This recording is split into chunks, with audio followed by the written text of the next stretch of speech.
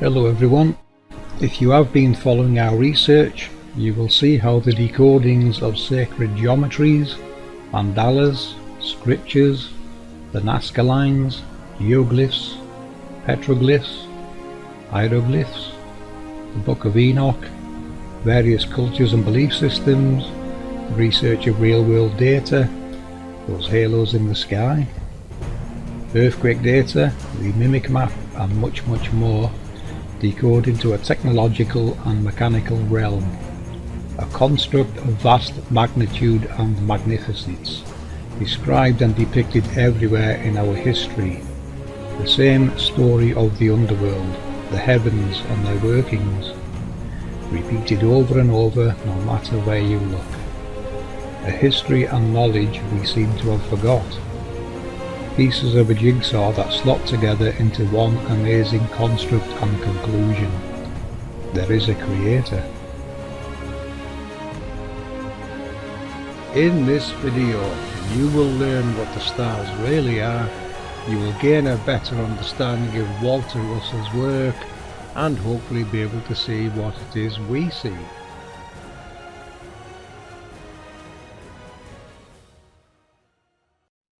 Bonjour à tout le monde. Cette recherche peut choquer certains d'entre vous car elle révèle un créateur et la construction de notre Terre. Cette recherche n'est pas conçue pour provoquer ni offenser. Il révèle plutôt la gloire de le Créateur, ce que nous avons découvert, comment notre monde fonctionne réellement, les décodages des anges et leur véritable identité et finalité nous montrent la voie. Ce sont des technologies conçues par notre Créateur, des technologies qui sont les 144 000 des Écritures. Scellées ci-dessous et travaillent ensemble pour nous donner nos lumières, nos étoiles errantes et la majeure partie de la nature elle-même. C'est le pouvoir et la gloire que le Créateur nous a donné. Un cadeau d'amour, un cadeau que nous sommes supposés d'embrasser et apprendre comme nos ancêtres. Un cadeau qui nous a enseigné tous un peu partout dans ce domaine, comme le montre ce recherche. Merci. Hello. So today, let's talk about a few little subjects. So, as everyone knows, or has more than likely heard about, the mysterious Bermuda Triangle that's off the coast of Florida.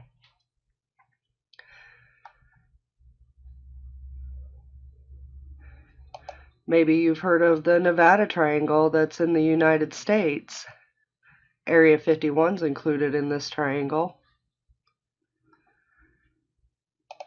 Maybe possibly the Dragon's Triangle that's off the coast of Japan.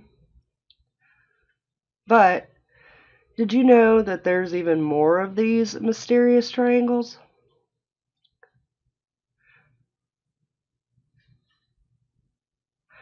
We also have the Malyobka Triangle that's in Russia.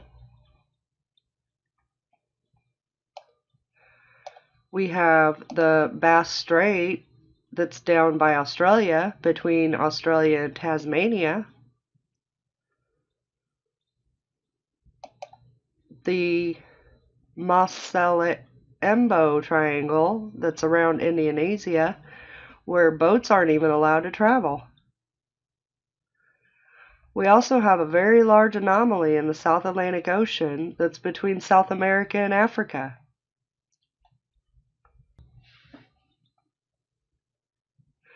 So, what do all these have in common? Well, they have had massive disappearances where no traces of the people, ships, planes have been found in many of these cases. Upon looking into the areas, well over 3,000 people have gone missing.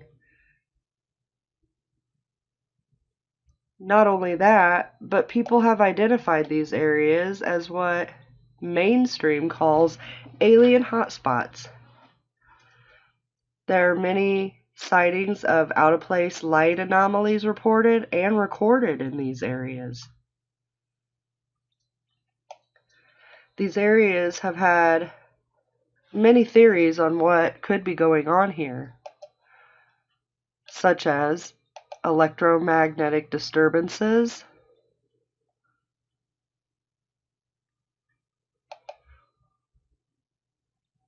water vortices, large undersea fields of methane,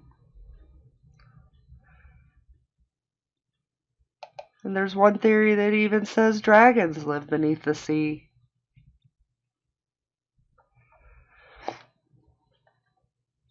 One idea that really stuck out to me that makes a lot of sense is a new theory that's proposed by meteorologists, claiming that the reasons for the mysterious pervading the Bermuda Triangle area are unusual hexagonal clouds.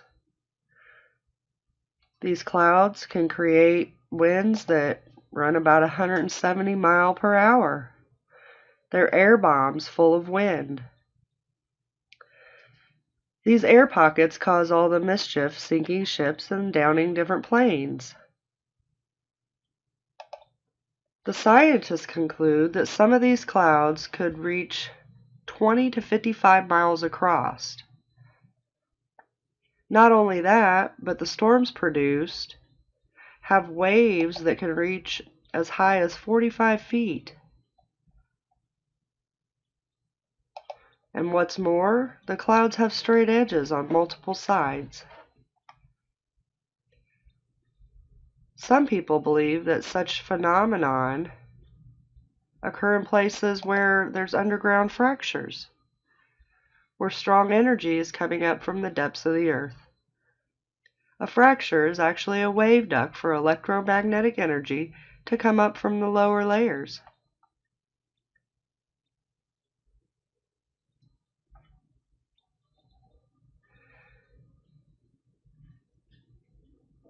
There are many effects reported besides odd lights, disappearances, and crazy weather. Some have reported effects of a frozen sound. Others report what they say they hear like a tractor coming. You wait for it to come into view, but it never does, and then the sound subsides. Unexplained booming sounds, whistling over the Pacific, and humming from Britain have yet to be explained by science. So another thing that I was kind of taking a look at is the underground base entrances shown here. And I'd like to try to relate this with the mystery sounds heard in different parts of the world, as well as with our grid. Strange sound in Sweden. This sure sounds like a trumpet. In Michigan, another trumpet-like sound.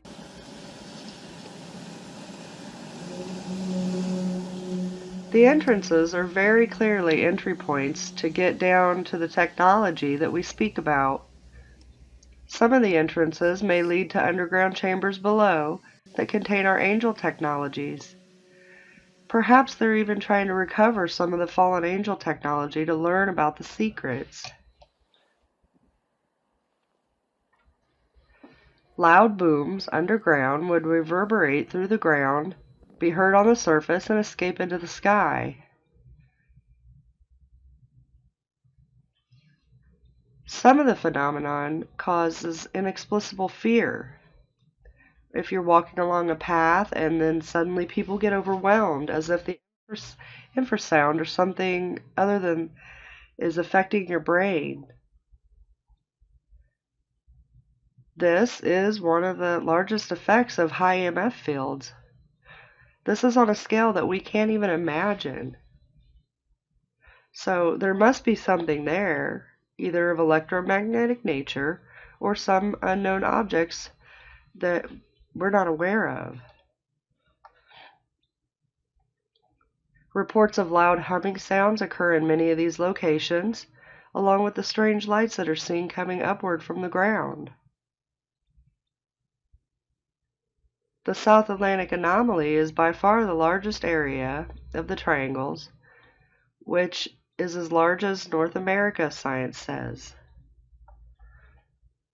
This is an area where the Earth's inner Van Allen radiation belt comes closest to the Earth's surface, dipping down to an altitude of 200 kilometers.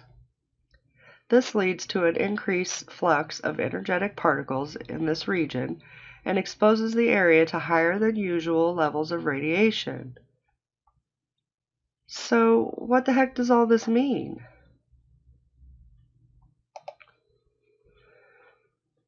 Well, we'll have to go back to much of our past research to explain these events. In the past, we've done water currents, we've done caves, obelisks, pyramids, fireballs, ley lines.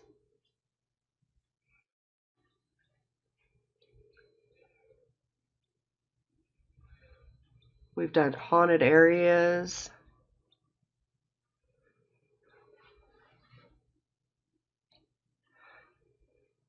And particle accelerators.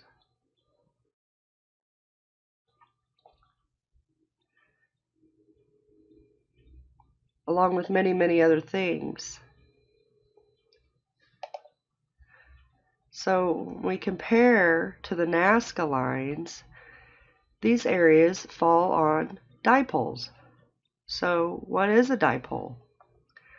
Well, dipoles are antennas consisting of horizontal metal rods with a connecting wire at the center.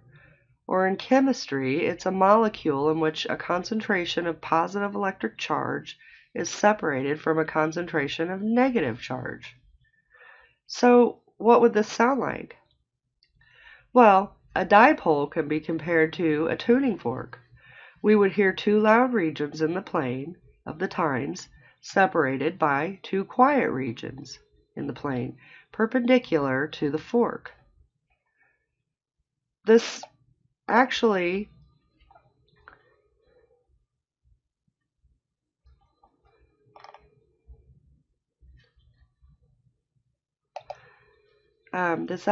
explains the weird booming and humming, screeching sounds that we hear throughout the world. This, I would say, is the technology we refer to running and humming and grinding underneath the surface. To give some of my thoughts on the reports. In these areas, we are seeing the theories we speak of that technologies are running below and projecting up into the heavens, as we see our sun, moon, planets, and stars do. As above, so below. The churning of the waters and fierce currents from the cogs turning together below. This also can explain the radiation given off by volcanic activity below the areas as well.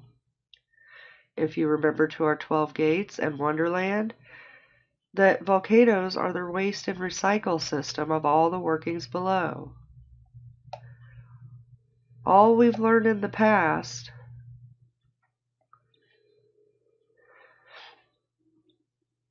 these areas are of great energy. The energy that the elite have taken as their own and sell back to us daily. The so-called alien lights, well,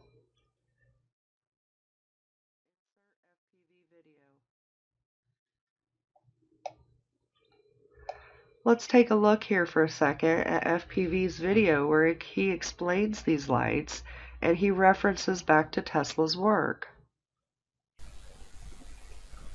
Angel Technologies. Let's talk about this as it is very much related to our research. These sights have been reported around the world, visual spirals and moving projectiles in the heavens, which appear to just switch off and vanish. They usually try to say this is a rocket test. Some have correctly associated these with geopetro and hieroglyphs, the depictions everywhere around the world, no matter the country or culture. The exact same depictions. This is ancient knowledge. We were taught these things in days of old. The workings of the realm and how they work in relation to the heavens. They also feature heavily in the Nazca lines, which I have been decoding as blueprints through the underworld. Our research has been based upon these blueprint overlays, which can easily be linked to scriptures, the Book of Enoch, other sacred geometries, real-world data, earthquakes, volcanoes, and pretty much most of nature's processes. What you may be looking at are projected elements from an open-ended tube, a particle accelerator that can project a particle hundreds of miles. The spiral in part may be coming from an element that is going through the right-hand rule, the spin around the particle accelerator. Now my concerns here would be what particle is being projected and what health risks, if any, are there to the public below. We know the sun's element is gold, the moon's is silver. What particles are being used here? Someone really needs to take an air sample from near these events and have them checked out. There will be signs in the skies. Now that sentence should end in if this technology is tampered with or reverse engineered. Now, why do I say they are projected particles? Let me take you back to the FBI Freedom of Information file on Mr. Nikola Tesla. In Exhibit Q here, you can see an agreement between Nikola Tesla and the Amtorg Trading Corporation, in which Tesla agreed to supply plans, specifications and complete information on a method and apparatus for producing high voltages up to 50 million volts, or producing very small particles in a tube open to air, or increasing the charge of the particles to the full voltage of the higher potential terminal, and for projecting the particles to distances of 100 miles or more. The maximum speed of the particles was specified at not less than 350 miles per second. These alien sightings, as we can see, fall on the grid, along the grid, and are very obvious that they are a result of technology and follow the return path of the sun. As we can see in the next comparison, these triangles fall on the vortices and chakras of our world. If you recall, the chakras are the gates as depicted in ancient Egyptian text, which we decoded to be the return path of the sun from the shut-off point in the west to the start in the east gates.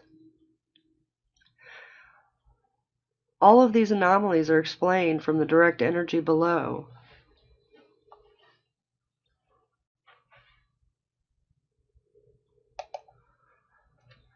I know all this info is repeated a lot, but as we look into new things, we discover they are all related to the workings of the realm. The fact that spots don't change is key in the fact that the technology is where it has always been. This is what we are showing you with each new related discovery. We give explanation that all relates to one another, and it's due to the angel text below on a scale that we can't comprehend. What we can comprehend is how it is indeed working our luminaries, our realm, and our earth events. So this is the reason that they lie about flat earth. Take away the construct and you take away the truths. And that's about all I have. Thank you. Okay, for this part of the video I'm going to talk about and overlay some of Walter Russell's work. Some of you may be familiar with his work. What I'm going to do here is show you how Walter's work actually overlays into our research, as did Nikola Tesla's. I want you to pay attention to his diagrams and wording. I have looked at Walter's work in the past and thought it was pretty amazing, even though I didn't understand most of it, but still, since doing APM research, I've come to recognize and realize exactly what Walter was trying to visualize and portray, even taking it further and creating his own inventions based upon his work. Walter is a man clearly ahead of his time, like Nikola Tesla. Walter Russell wrote that the cardinal error of science is shutting the Creator out of his creation. Russell never referred to an anthropomorphic God, but rather wrote that God is the invisible, motionless, sexless, undivided, and unconditioned white magnetic light of mind, which centers all things. God is provable by laboratory methods, Russell wrote. The locatable, motionless light which man calls magnetism is the light which God is. He wrote that religion and science must come together in a new age. Very interesting wording, and I would agree. The cube and the sphere are the sole working tools of creation. Walter Russell, 1959. I want you to pay attention to this particular design Walter has drawn because it is very relevant.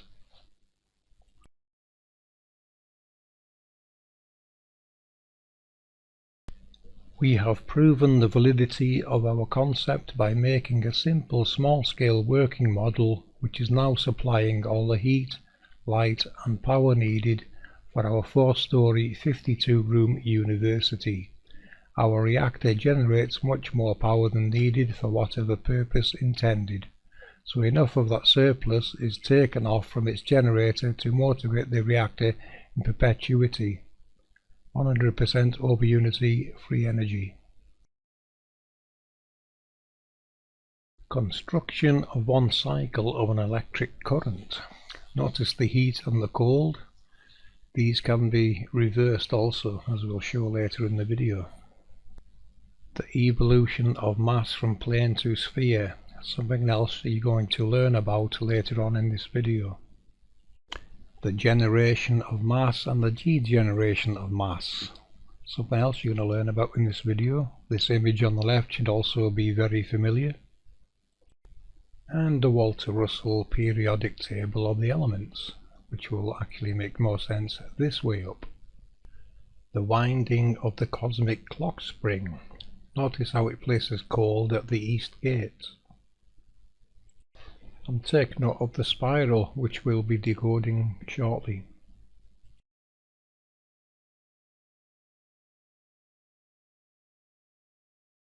The unwinding of the cosmic clock spring. Notice fusion is the winding and fission is the unwinding. Okay, for this part of the video I'm going to take you to the heavens and we're going to decode what the stars really are. For this demonstration we're going to use a recording done by Richard Coggins on YouTube. It's Polaris, and he recorded it with his GoPro. Now, for those observant people among you, you will notice when recording the star trails there are small stars which are immediately followed by larger stars. This pattern just keeps repeating, so eventually you don't see any of the small star trails because they've been overrun by the larger star trails, unless you vary your recordings on your time-lapse perhaps. The end result, of course, being many circles. Many circles, in fact. Aren't these star trails amazing to look at? They really are. And now there's something even more special, as you're going to find out in a few moments.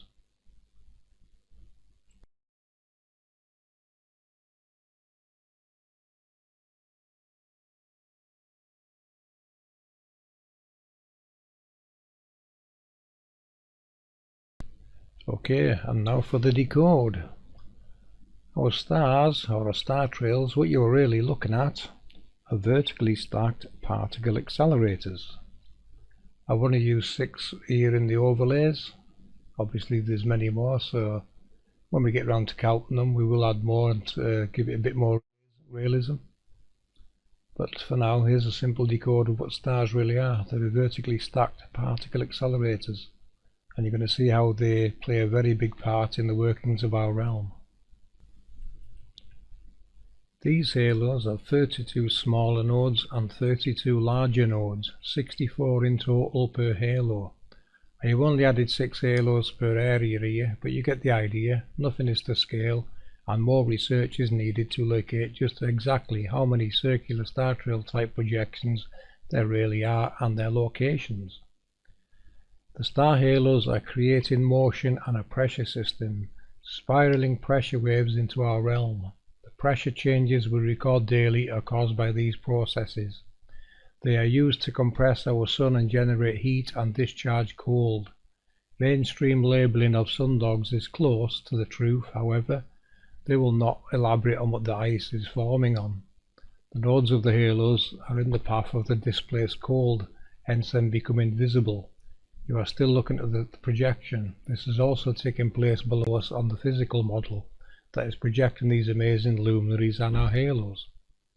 Our 7 planets, as they label them, all go through this same process, the 7 golden candlesticks. The star halos generate the winds and our pressure systems that take place 4 times daily. Don't polar vortexes make more sense now? I'm pretty sure now they are the origin of shooting stars, or meteor showers that can be timed to certain months. The months they are being more noticed for their heavenly workings. Walter Russell's table of elements will also fall in this category, with every halo that is going through the epicycle rotations. The word gravity actually relates to pressure, the forces exerted by our star halos on our 7 planets.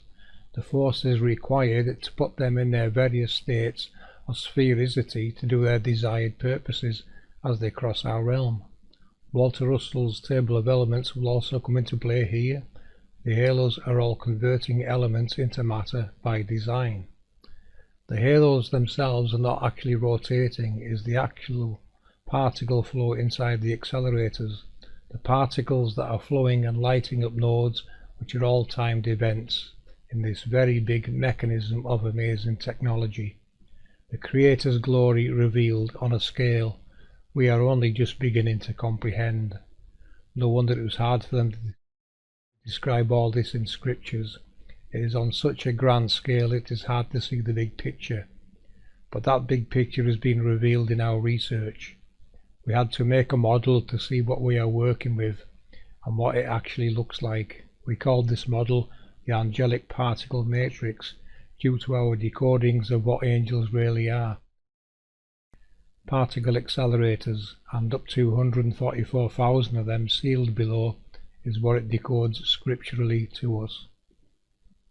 The halos nodes, 32 small and 32 large, 64 in total per halo, are also related to the Antikytherian mechanism. It contains many related 64 cog gears, thus showing time itself is based upon the angel accelerator's flow of particles around its halo, not to mention our constellations in the heavens and our major luminaries.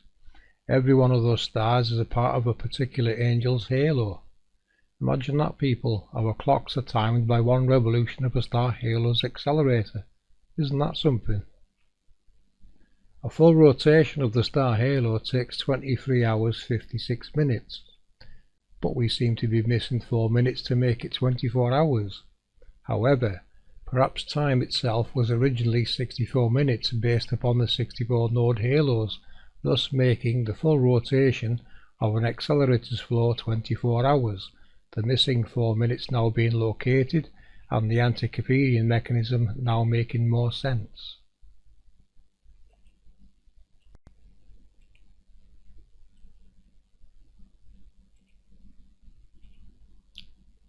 So, how does it work? Well, I'm glad you asked. Let me introduce you to ecliptic expansion. You can see with this demonstration how it actually relates to the East Gate, the Sun, or any luminary for that matter, coming into our realm between the tropics of Capricorn and Cancer, and then they start going into the what I would call the maximum compression zone at the centre. That is our smallest star halos. That's where the maximum compression would be. So on in a 3D model, I'll just let it play, and this is what it relates to in our model and how it works with the gates. Charge and discharge, ecliptic expansion and mass. Now the mass they speak of is related to the light and its journey through ecliptic expansion into a compressed ball of light. The compression is being caused by our star halo's rotations, all working together to achieve this very amazing process.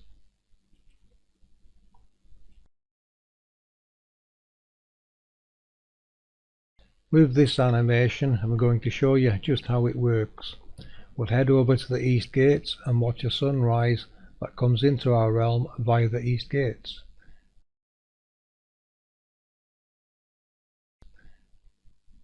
As you can see, our Sun is in the ecliptic expansion area and has thus not yet achieved its compression from our star halos that is needed to compress it into a spherical looking object. As it enters the compression zones, you will see how it reacts to the electromagnetic vortex of pressure waves it now comes under from our star halos, the maximum compression taking place below the smaller halos around the centre of our map. The Sun then gets to the west gates, goes back into ecliptic expansion, is shut down, and then sent on its return path in the underworld back to the east. So, the spiral decodings now make more sense, I hope. The spiraling of electromagnetic vortexes from our star halos. The ancients everywhere in this realm depicted the spirals, and this is what it relates to, thus confirming the ancients knew exactly how all this works, as our research keeps showing. Left-hand rule, right-hand rule. Don't those whirling wheels in scripture now make more sense? Don't those windings in the sky have a more special meaning now? The golden ratio is directly related to the workings of our angels, the Fibonacci spiral, the motions and forces caused by their accelerators. Our research looks directly for the cause, and so far it's been pretty much on form and gives us many explanations for worldly events, as our previous videos have been showing. We have been transparent in our research and given data, events and even proofs, as in the case of the Sun halo and its nodes. No one is explaining the cause of all this. They say there are anomalies but never explain the cause. To reiterate, during ecliptic expansion our luminaries are in the fission state, whilst inside the realm under the forces of our star halos they are in the fusion state.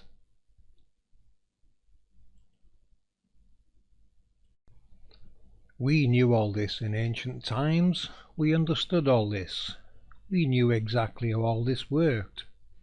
The spirals are the language of angels, the technology that is directly responsible for our luminaries, our wandering stars, and pretty much most of nature itself. Our ancestors depicted this everywhere.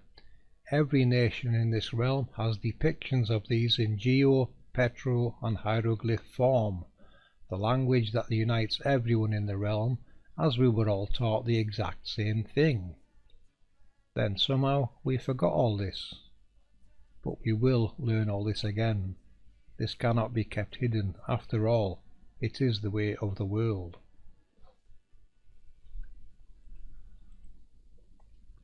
Here is another easy decoding. The snake chasing its tail represents the perpetual flow around the accelerator. This is what creates the spiraling flow of energy into our realm from our star halos. This also applies to all accelerators. Horizontally positioned ones below are what create tornadoes. Remember, we are in a duality of technology. Okay, so let's talk about meteor showers for a moment. From the earliest of times, humankind has noticed flurries of meteors that seem to emanate from specific points in the sky and at particular times of the year. These flurries are called meteor showers. They are produced by small fragments of cosmic debris. It produces large amounts of small particles which will eventually spread out along the entire path of the comet to form a meteoroid stream. We will see this stream for a few days at roughly the same time each year, producing a meteor shower. So they appear to radiate from a single point in the sky to an observer below. This is called the radiant point. Meteors seen near the radiant are approaching the observer and will appear as short streaks in the sky. Meteors seen 45 to 135 degrees from the radiant are moving in a more parallel direction towards the observer. These meteors will produce long streaks in the sky. Those seen in an excess of 90 degrees from the radiant are actually moving away from the observer, and their path will again shorten the further they are from the radiant.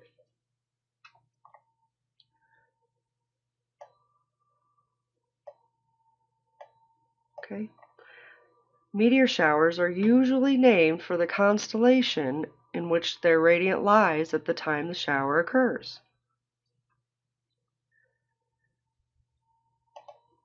The Perseid meteor shower peaks about August 12th every year. It will appear to radiate from the constellation Perseus,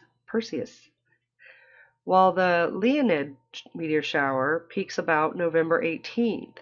It will appear to radiate from the constellation Leo. The meteor showers reoccur each year. In some cases, they have been recognized for hundreds of years.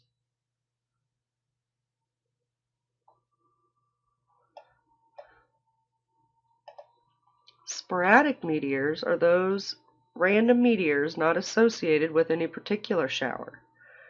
For meteor observers, those located in the northern hemisphere have a distinct advantage as shower activity is stronger there than it is seen by observers located in the south of the equator. The reason for this is that most of the major showers have meteors that strike in areas located far above the equator. As it's seen from the northern hemisphere, these meteors would appear to rain down from high in the sky and in all directions.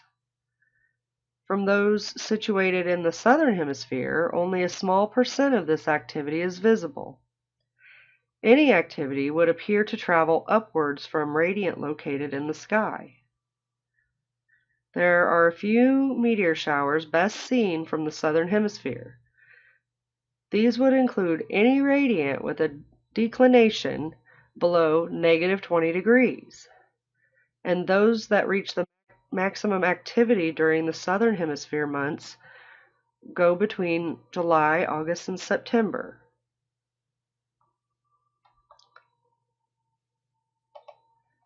Nearly half of the year's visual meteor activity is crammed into a 2-month interval. This is between mid-October to mid-December. It is a nearly continuous period of heavy meteor activity. The Meteor Data Center lists over 900 suspected meteor showers, of which about 100 of those are very well established. Particular attention should be noted to the time and the moonlight conditions. All of these showers are best seen after midnight. Some are not even visible until after midnight. Now, showers that peak with the moon's phase being greater, which means it's more than 1/2 illuminated, will be affected by the moonlight and very difficult to observe.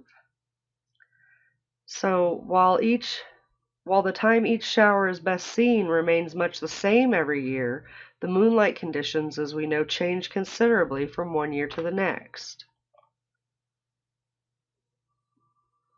So, also, a fireball is another term for a very bright meteor.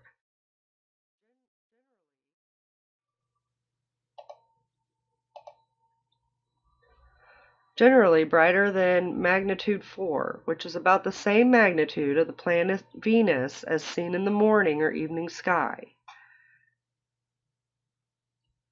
A bolide is a special type of fireball which explodes in a bright terminal flash at the end, often visible with fragmentation.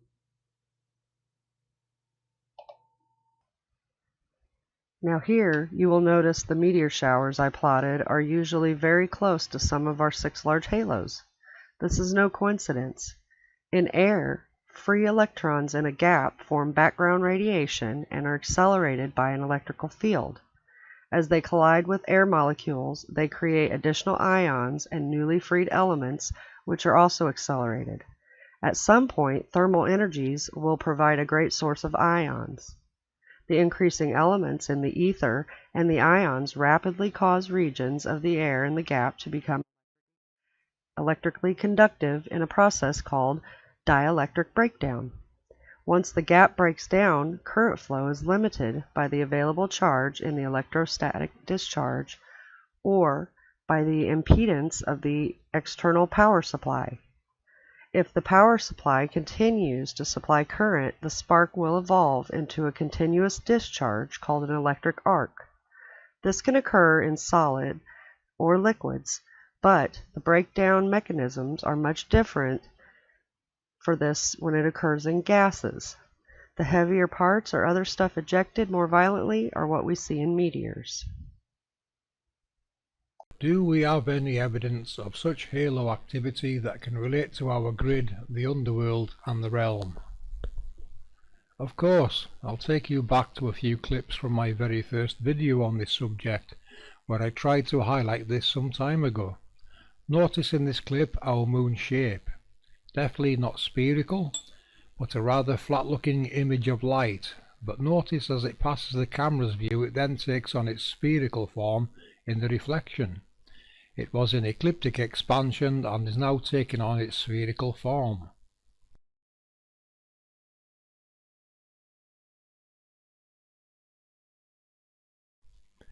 You will remember our sun and its halo. You can see here the true sunrise of our realm. This is our sun halo rising from below ground. Node 1, Brahma, our sun projection node, is just off screen to the left, and node 8 is on the right. The full halo isn't showing in this clip. Notice in this clip the visitors are clothed in special protective suits whilst enjoying a moonrise. The energies around this plasma type light must be quite harmful close up. This information places the new Maya Free Station at the east gates. The ascension scriptures mentions is this process, the ascension of our luminaries.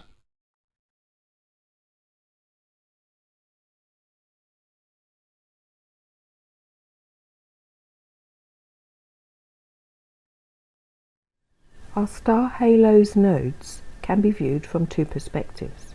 At distance you will notice they take on a pentagonal pattern, whilst overhead they take on a circular form, and again when passing they show the pentagonal pattern again.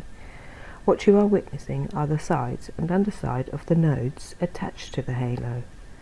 The halo is not visible as we sometimes see with our sun's halo, which mainstream call a sundog, but the same rules apply. Although these are much larger accelerators, they all share the same build design, each one playing very important roles in our heavens and worldly workings. I hope this explains why you see the patterns changing and gives you new information to ponder whilst recording and viewing our luminaries yourselves.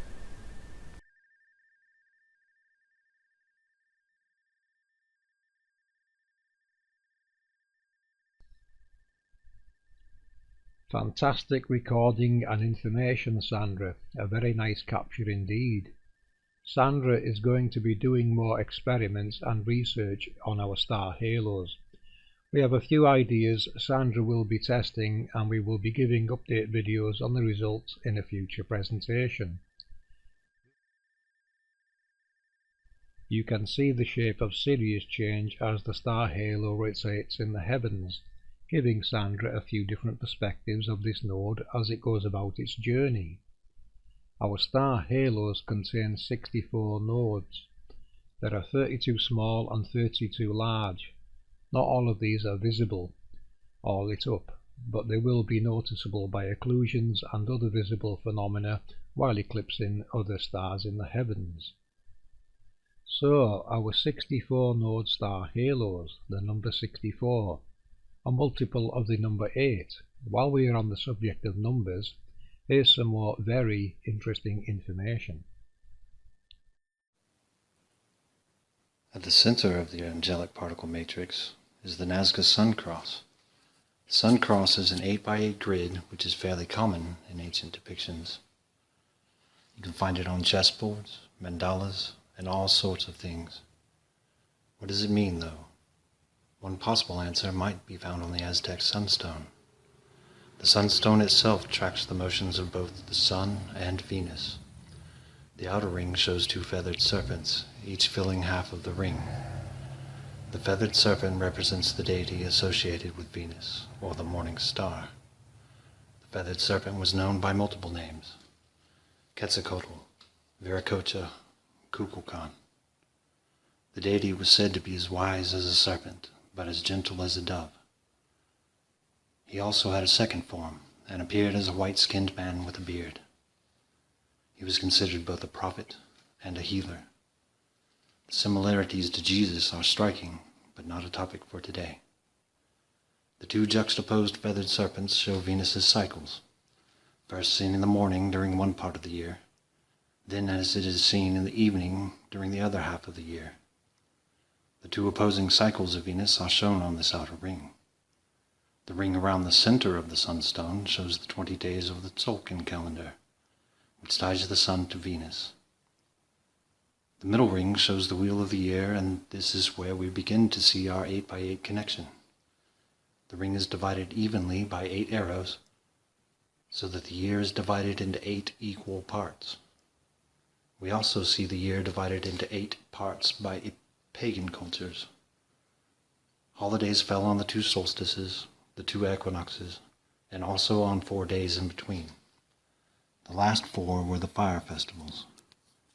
So far we have seen that the wheel of the year was divided into 8 equal sections. This gives us one of our 8s in our 8x8 grid. The other 8 is found in the cycles of Venus.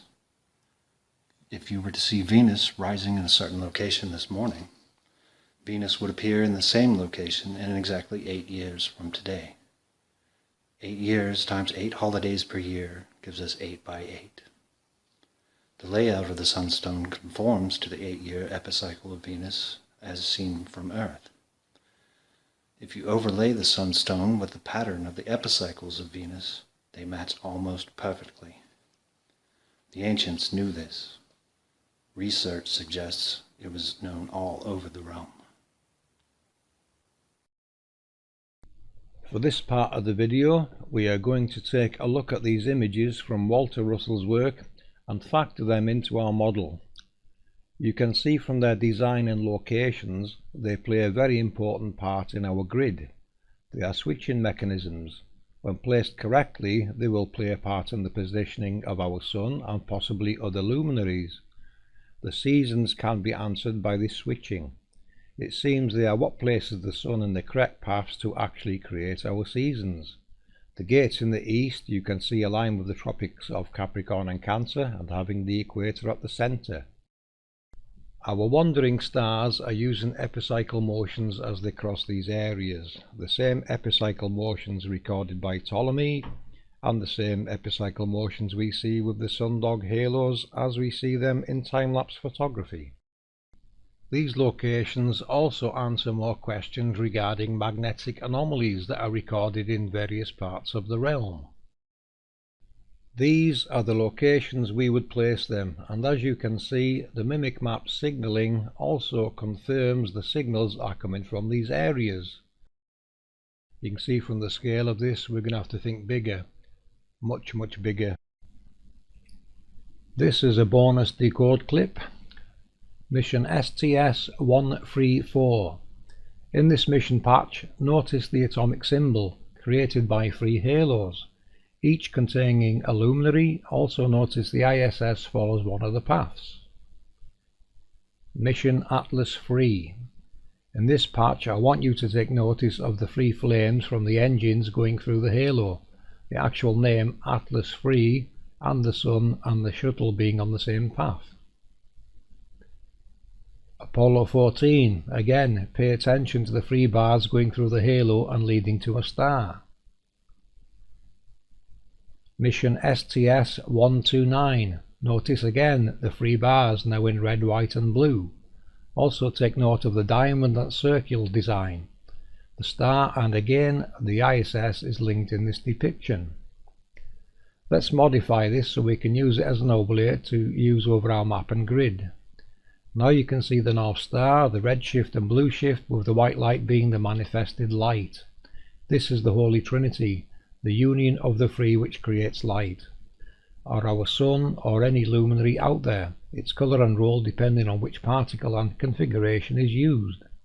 The luminary being created by ion and frequency injection into Atlas, which means a toroidal apparatus, the smaller halo within the larger halo, or Ezekiel's wheel in a wheel, This is how a luminary is created. This is the Holy Trinity of nodes 1, 2 and 8.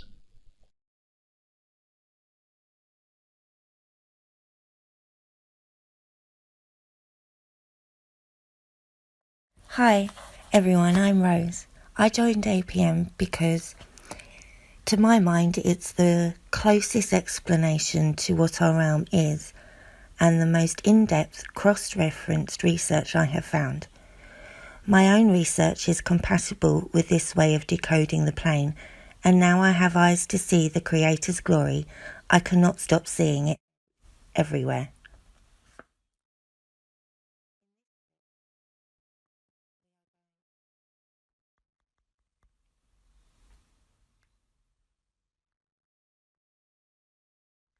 In this clip, we are going to show you how the sun returns to the east in the underworld has something very special that takes place. If you can remember from the 12 gates presentation, the sun returns east through the 12 chakras.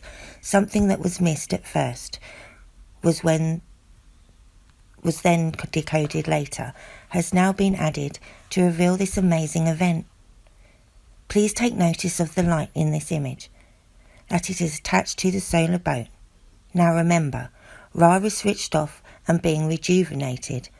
Isis, Ra's mother, is caring for him and nourishing him back to life. It decodes what this means in reality is that Isis has what we will call a pilot light. It projects into the heavens to show the sun's return path back to the east, coincidentally. The path it returns back via the chakras also matches the ISS path perfectly, which also match events recorded on the mimic map. What you are witnessing is the sun's pilot light, Isis, not the ISS in the heavens. This also decodes as Mary, which we must assume is doing the same role for Jesus as further research reveals in the wiki. There are other similarities in other scriptures of this type of family relationship, a relationship that we decode as technological events between various parts of the sun's halo's nodes. The reference to Mary is due to the translation in Latin of Stella Maris, which translates as Star of the Sea, which is first applied to the Virgin Mary in the manuscript tradition of St. Jerome's Latin translation of the Omnimastication by Euberus of Caesarea.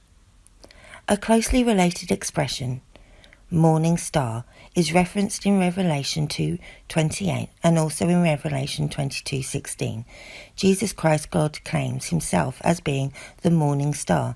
That is also the gift he had from God, the Father, to be rooted in any winner in the faith and perseverant in the works according to his law.